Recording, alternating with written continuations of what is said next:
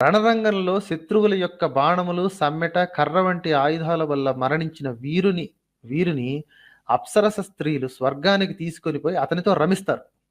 అర్థమైందా? రణరంగంలో చనిపోయిన వీరుని చూచి అప్సరస స్త్రీలు ఇతడు నా భర్త అంటే నా భర్త అని అతని వెంట పరిగెట్టుకుని పోతారంట. బ్రాహ్మణుడు అనేక యజ్ఞాలను ఆచరించి మహా కఠినమైన తపస్సు చేసి పొందుతున్న స్వర్గలోకాన్ని వీరులు రణరంగంలో తమ ప్రాణాలను వదిలిన వెంటనే పొందుతారు.